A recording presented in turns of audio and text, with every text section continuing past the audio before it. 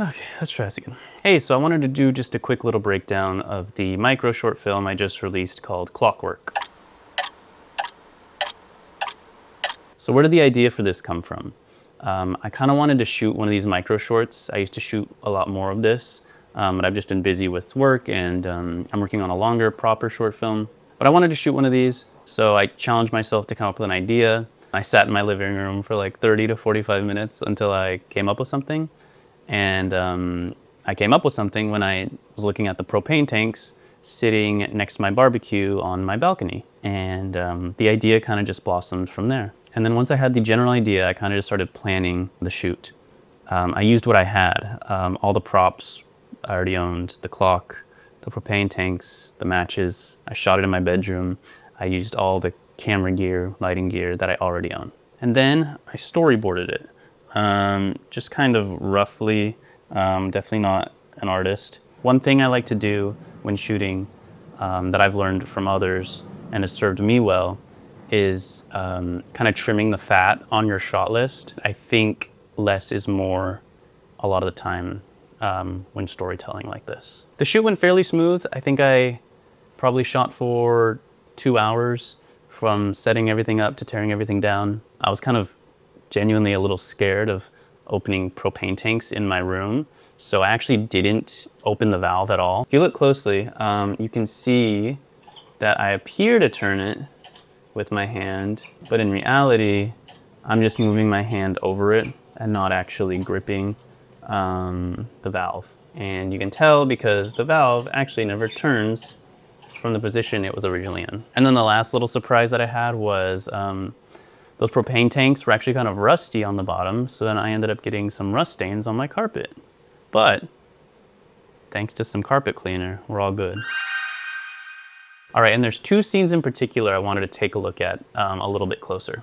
The first being this shot where I have all 6 propane tanks in my room. It's kind of the big reveal of how much gas is in the room, and kind of helps build the tension, I think. So in reality, I only had 2 propane tanks. And this right here is the ungraded, like the footage isn't color graded, so that's why it looks like this. But these 2 propane tanks here are the only 2 I had, 1 and 2. And so if you see here, it looks obviously like there's 6 all around the room. But in reality, I just moved the 2 propane tanks all around the room, and then I ended up masking out different areas of the room to make it look like there were more than there were. I just had to be conscious about not putting those 2 propane tanks too close to any other area that I put them in previously. So as you can see, as I turn off the layers here, that one up there goes away. Actually, my desk chair was there. And then when I turn off this, these 2, and one thing I had to be careful about here was the shadow and my foot. I had to make sure that the mask went right in between. Lastly, it was just this one in the corner, which was just a single one. This one ended up being the trickiest.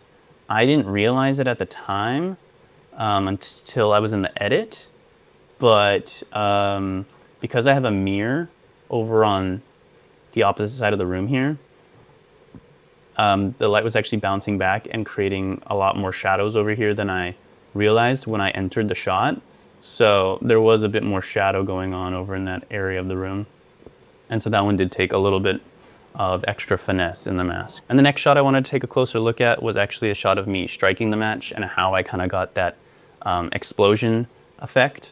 In the final, there's obviously this glow and this light from the explosion. I have a light wand. It's actually lighting me from over here, just like this light wand from Amazon.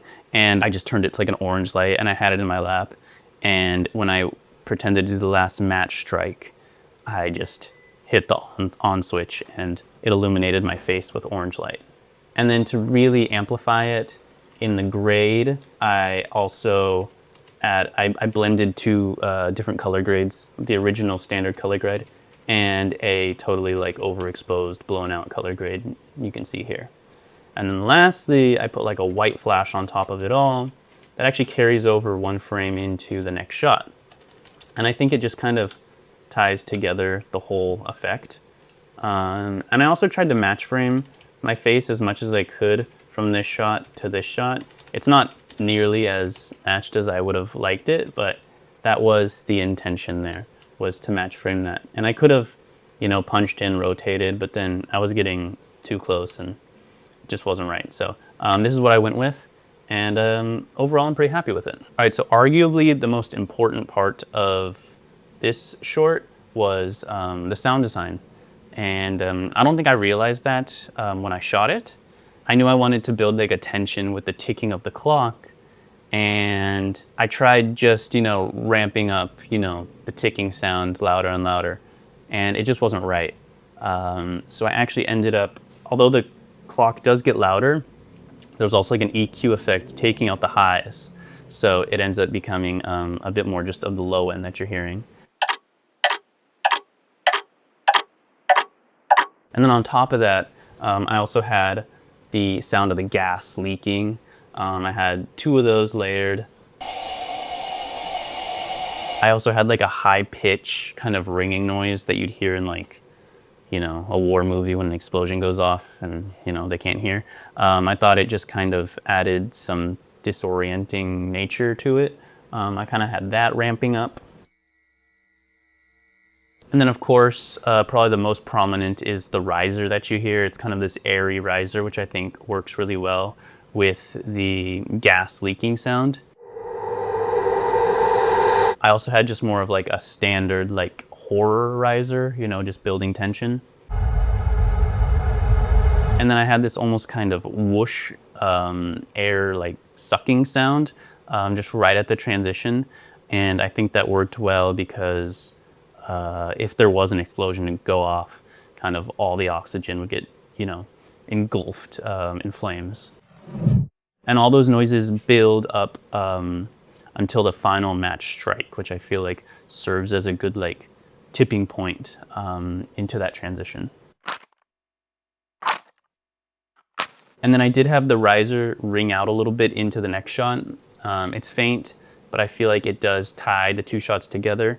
I think if it was a hard cut from this loud, rising, tense audio to just, you know, silence or room tone, it wouldn't work as well. Even though that scene is obviously in the past and we have now cut to, you know, me waking up. I feel like the ringing out of that, it represents the same lingering like fear and anxiety that the character had before he woke up from the dream. And then I knew I wanted a stark juxtaposition of this loud, tense building sound design into kind of just this quaint, quiet, you kind of hear like a distant, you know, city. You just like room tone breathing.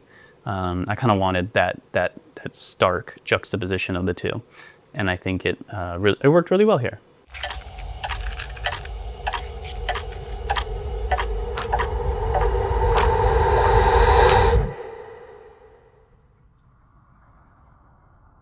And so overall, I really did enjoy making this. It was fun to have a small, nice, contained project. It was an enjoyable project, and I did learn a few things. If I did do this again, I think it'd be really cool to add more to the effect of the explosion going off. I think I really liked what I did with the lighting, but I think this might have been a bit much. But if I could have had a fan or like a leaf blower or something that kind of just like blow my hair back, I think that would have really sold it that much more. I think it works as the way it is, but I think with that, it kind of would have pushed it, you know, over the edge in a good way. And then the last thing I learned would to be avoid bringing rusty propane tanks into my bedroom and putting them on my nice clean carpet. But I hope you enjoyed this. Thank you for watching. Maybe you learned something. I hope to make a lot more of this kind of stuff. So keep an eye out and I'll see you next time.